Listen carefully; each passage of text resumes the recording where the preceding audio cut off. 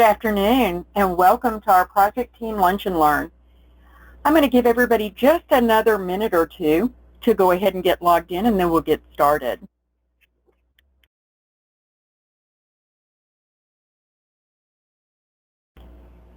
Okay, we're going to go ahead and get started. Again, thank you so much for joining our Project Team Lunch and Learn Beginners Topic session today.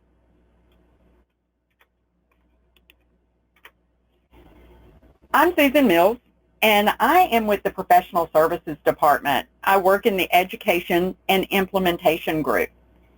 So let me talk a bit about what we're going to cover today. We've got a quick 5-minute introduction, and then we'll spend about 30 minutes on just basic beginner topics. And then we'll open it up for a Q&A session. And since we're on a webinar, we have everyone muted just to avoid any background noise. What we'll do is there's a question mark on your GoToWebinar link right at the top. And you can go ahead, if you'd like to submit a question, go ahead and submit that. And at the end of the session, I'll answer all your questions. Now, we'd love for you guys to link up with us on Twitter, Facebook, and Instagram. It's a great way to find out about any new product enhancements, all the news about Project Team. We'd like it if you'd also subscribe to our YouTube channel. This is where we post all of our training videos and our recorded webinars.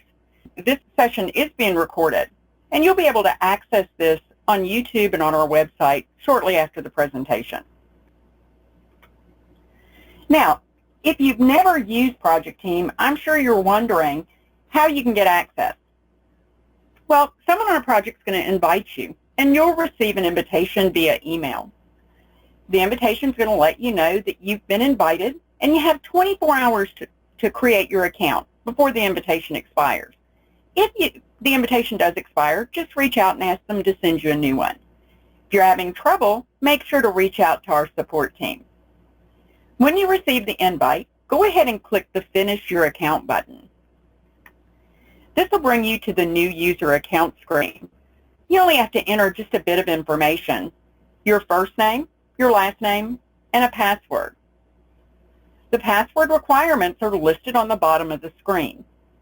You can also go ahead and click Show Password just so you can make sure you're entering the correct one. Click the Sign Up button and you're connected to the project. Really easy. Now I'm going to go ahead and take you into Project Team. When you go into Project Team, you can use any device, any mobile device, and you can use any browser. I'll be honest with you, we love the newer browsers for their functionality.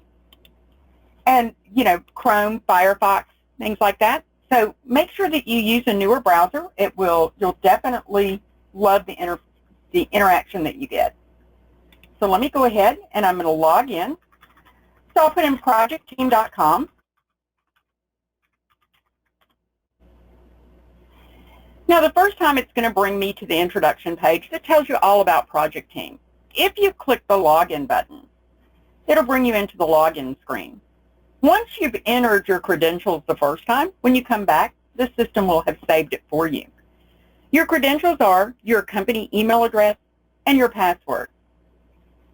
One thing I like to do is I love to grab the shortcut and put it on my bookmark bar, so that way going forward, I don't have to enter anything in the address bar. I can just click the button and it'll take me right to the login screen.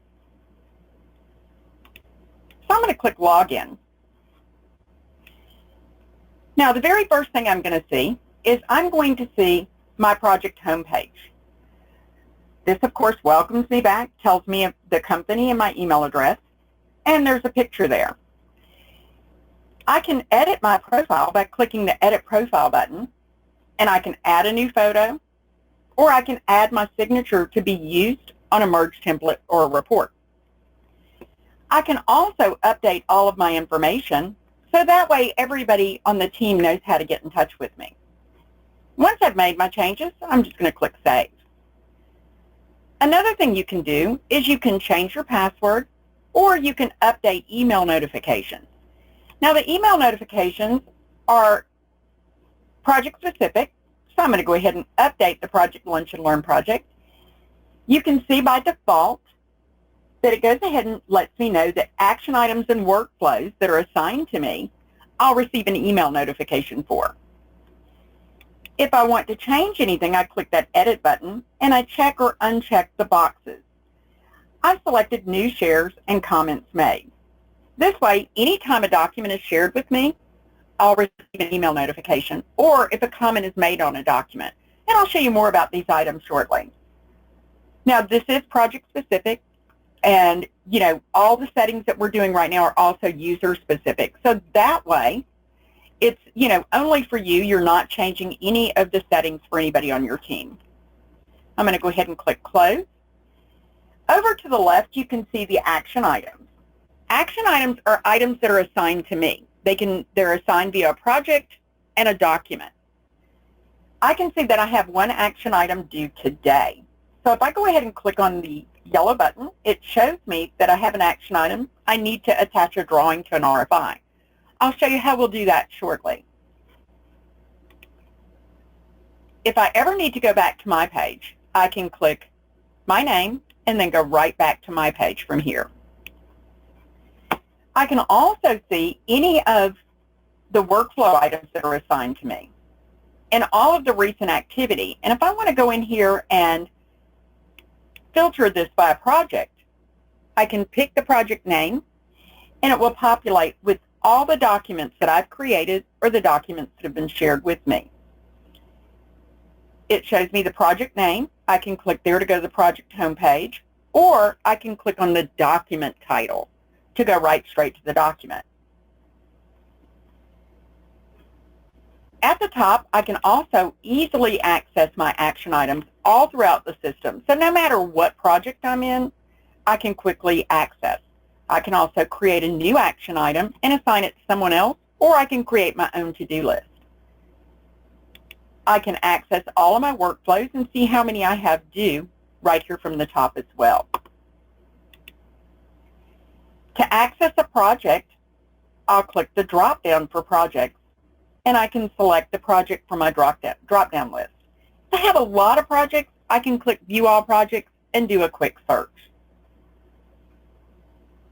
I'm going to go ahead and click Project Team Lunch and Learn and open up my project. Now, as you can see, I have favorite form types. This is a great way to really customize your project homepage.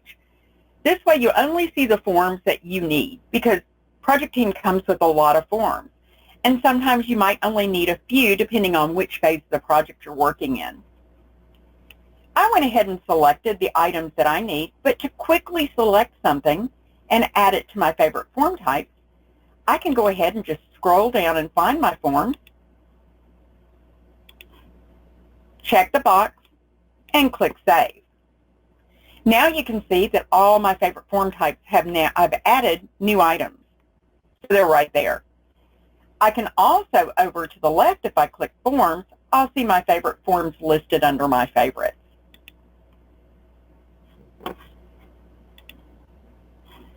Okay, if I scroll down a bit further, I see the recently created forms. And these are all forms that I've created, again, or that were shared with me. I can see my access. I can see the document title, which is also a hyperlink. If I click on it, it takes me right to that document. It tells me the form type, when it was created, and who the document is shared with. So right now, I'm the only person that has access to this document. However, on the first one, I have a group of people that have access. If I want to edit the document, I can click Edit, and it takes me right into the Edit field. Over to the left, I have my project button that automatically takes me to my project home. I can go to Forms. This shows me all the forms that I have access to. If I'm looking for something that's not there, let's say a request for proposal, I can begin typing, and it will show me all of the items that have the word request or REQ in there. So if I wanted to open a document, I simply click on the document. I'm going to open up a request for information. So when I click Request for Information, it brings me to the document log, or the RFI log. Now this log is configurable. It's configurable for each user. To configure and show the fields that you want to show, you'll click the ellipsis button and select Configure Log. You just check the boxes for the fields that you want to show in your RFI log, and then click Save. Now you'll notice a row of blank fields at the top. These blank fields allow me to search and filter for information. So you can see I want to go ahead and open the elevator rails. I'm going to go ahead and click this item, and it opens the form. You can see whoever the document is shared with. This shows a list of users. You can hover over their names to see if they've opened the document. And to share, you'll click the Share button. Now, if you have share groups, you can select to share to a share group, which includes a list of people. Or you can share with individual users.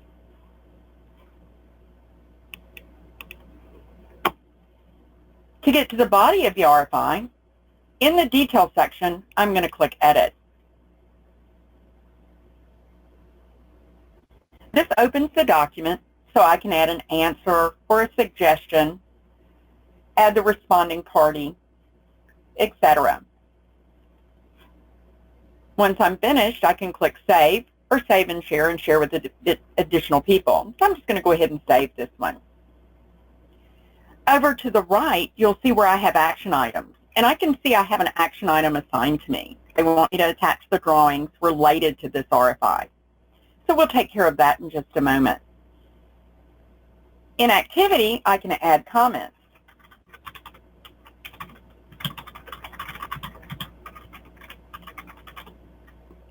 And post this.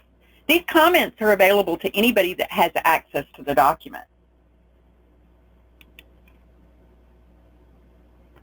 If I go ahead and click the activity, I can see everything that's done on this document. When it was created, who it was shared to, what fields were edited. Under the bottom, I have reference links. And I can go ahead and click the reference links, and I can link to a document that's already in the system. Or I can create a brand new document. So if I click Add Existing, and I wanted to add, let's say, a punch list item or a drawing, I could go ahead and select the item and click Add.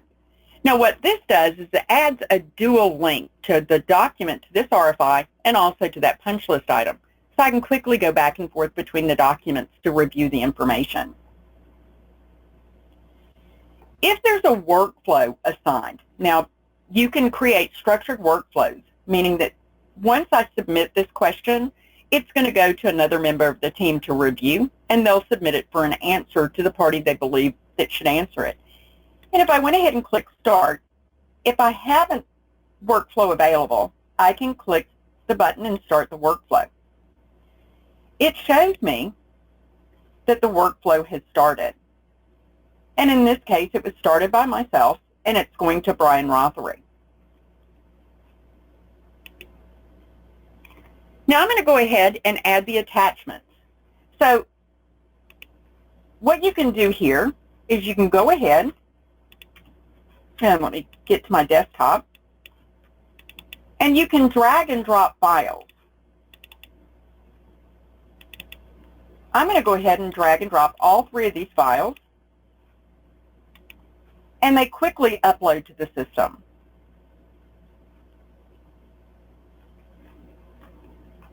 Okay? So I can go back to my register view. I can see the information I'm looking for. If I need to go ahead and show all of my items, I'll remove any of the filters, and it shows all of the information. To quickly get back to a document, I'm just going to click on the link, and it'll open the document for me. Another document I'd like to show you is our drawings. So I can see that from right within my favorites. So I'm going to click on the Drawings document. Drawings have two different register views. One thing you'll see is you can see that you have a list that shows you all the drawings broken down by discipline.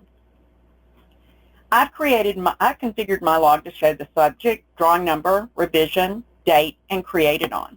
But you can configure your log to add additional fields if you'd like. I can also see the thumbnails. So this shows me a thumbnail of the actual drawing. I can get to any of these just by opening up the document.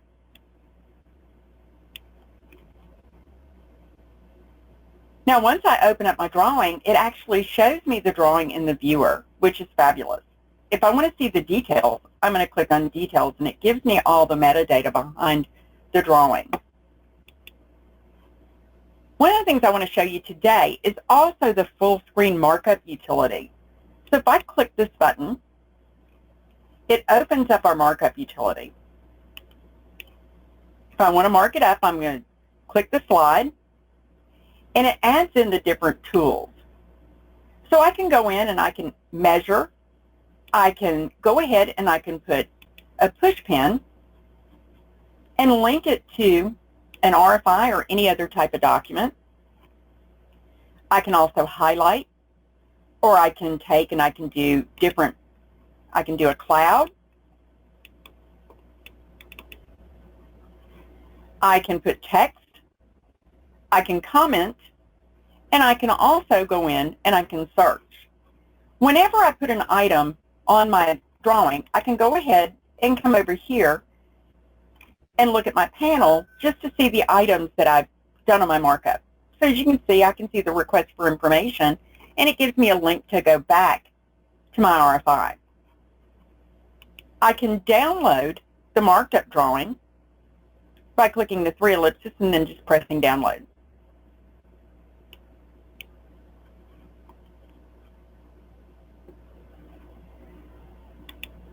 So we've covered forms, and we've covered our project homepage and my page. What I'd like to show you next is files. So as you can see, we have a file structure. You have a file folder where you can upload your own file structure. It's really easily done. Let's say that you've got a project file structure already created for your projects, and you want to go ahead and upload that structure without having to recreate everything. I just grab all my items and I drag it over to my files, and my file structure is created. When I create those file folders, you can see that it's only shared with myself at the moment. So you can create file folders within the system to store your own data until you're ready to share it. If you want to share, you're just going to click the button beside the file folder and click Share. Now, one thing that is really interesting is I can go ahead and share one document within a file folder without giving access to the entire folder. So if I open up my site photos and I drag these two items in, you can see that I still only have access. Only one person has access at the moment. But if I share it, I can share it with Brian, just share one item. I can see I only have access to one, and I've shared this item with two people. So there is a very granular level of security available also within the file structure.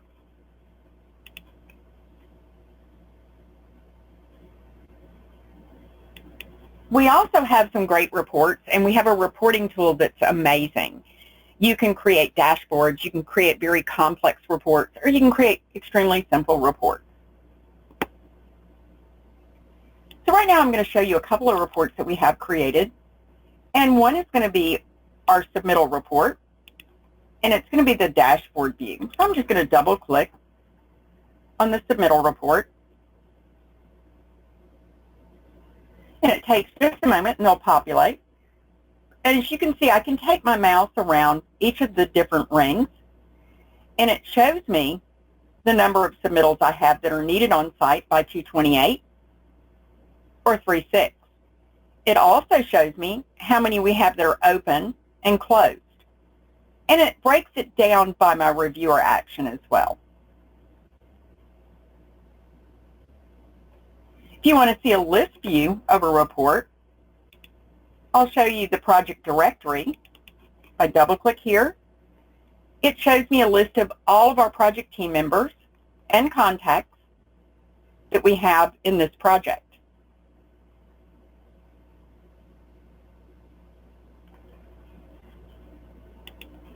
Clicking on the directory takes me in to the list of people that are either contacts, meaning they're not collaborators on the project, we're just using them on documents, and also on the people that are connected. And I can see who is connected because it's got a green check mark and it shows me this information.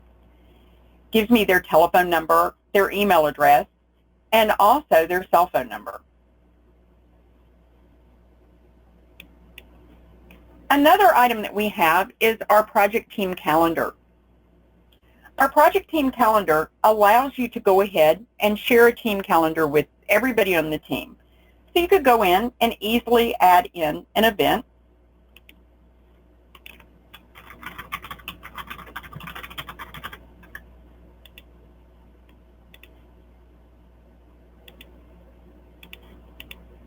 And you can go ahead and add your end time. Location is job site, and any notes. If you have in a webinar that you want to go ahead and add in, if you just so that way if somebody's calling in, that information is always there. You could click Save and New and add an additional event. I'm just going to go ahead and click Save. As you can see, I can see that I have an event here. And if I click on the red one, it shows the information about this event. So it's a great way of keeping your project team on task. Everybody knows what's going on. A couple other items I want to show you is that we also have the View Help pages. We have a very robust help. So if you wanted to go in and quickly find an item, you could click View Help pages. And in this case, I want to show you how to find our QRGs. Just going to type QRG, and it'll show you our quick reference guides. Our quick reference guides, we have, reference document that gives you instructions on everything you see in the system, and it'll give you step-by-step instructions. You can also email support or provide feedback. If you want to quickly search for a form, let's say I want to go in here and I want to search for a status meeting. I can type in status, and this will go through every form in the system and quickly give me back a list of items. If I want detail, I can click Detail, and it breaks it down. Who created it, purpose, etc. If I want to open the document, I just click on the link and it takes me right there.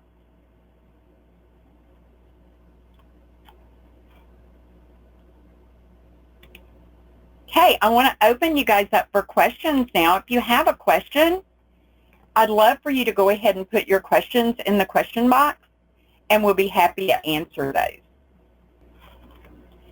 I've got a couple of things I want to share with you before we close out today. Some additional resources. For existing users, if you have questions, go ahead and send your questions to support@projectteam.com. For new people that have not purchased a subscription to Project Team, send an email to sales@projectteam.com and our sales team will reach out to you immediately. Again, if you want to go ahead and download some of our QRGs, you can access those by clicking on View Help and then enter QRGs in the search field, and you can download those items. Make sure to subscribe to our Project Team YouTube channel to view this and our other product videos. I thank you all for joining. Thank you so much. We appreciate you all being here, and we'd love to know if this was helpful, and we plan on offering this and other topics in the future.